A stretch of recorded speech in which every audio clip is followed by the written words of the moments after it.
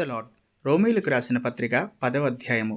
సహోదరులారా, ఇజ్రాయేలీయులు రక్షణ పొందవలనని నా హృదయాభిలాషయు వారి విషయమై నేను దేవునికి చేయు ప్రార్థనయనై ఉన్నవి.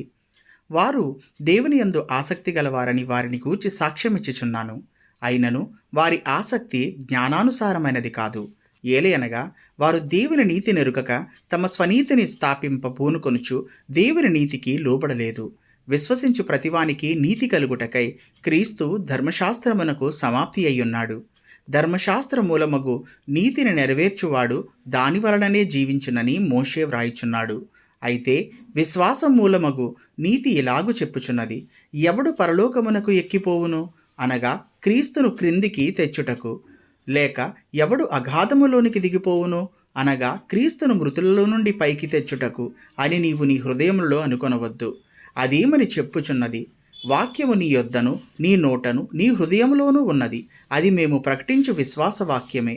అదేమనగా యేసు ప్రభు అని నీ నోటితో ఒప్పుకొని దేవుడు మృతులలో నుండి ఆయనను లేపినని నీ హృదయమందు విశ్వసించిన ఎడల నీవు రక్షింపబడుదువు. ఏలయనగా నీతి కలుగునట్లు మనుష్యుడు హృదయములో విశ్వసించును, రక్షణ కలుగునట్లు నోటితో ఒప్పుకొనును.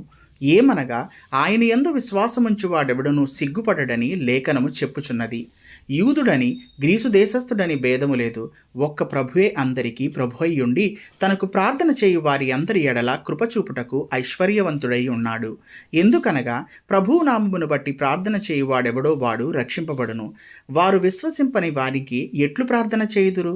వినని వానిని ఎట్లు విశ్వసించుదురు? ప్రకటించువాడు లేకుండా వారెట్లు విందురు? ప్రకటించువారు పంపబడిన ఎడల ఎట్లు ప్రకటించుదురు?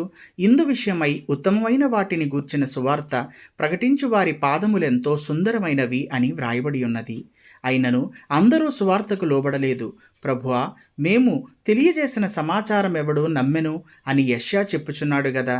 కాగా వినుట వలన విశ్వాసము కలుగును, వినుట క్రీస్తును గూర్చిన మాట వలన కలుగును. అయినను నేను చెప్పునదేమనగా, వారు వినలేదా? విన్నారు గదా. వారి స్వరము భూలోకమందంతటికిని, వారి మాటలు భూదిగంతముల వరకును బయలు వెళ్ళెను. మరియు నేను చెప్పునదేమనగా, ఇజ్రాయేలునకు తెలియకుండెనా? జనము కాని వారి వలన మీకు రోషము పుట్టించెదను, అవివేకమైన జనము వలన మీకు ఆగ్రహము కలుగజేతును అని మొదట మోషే చెప్పుచున్నాడు. మరియు యెషయా తెగించి నన్ను వెదకని వారికి నేను దొరికితిని, నన్ను విచారింపవారికి ప్రత్యక్షమైతిని అని చెప్పుచున్నాడు. ఇజ్రాయేలు విషయమైతే అవిధేయులై ఎదురాడు ప్రజలకు నేను దినమంతయు నా చేతులు చాచితిని అని చెప్పుచున్నాడు. Thank you.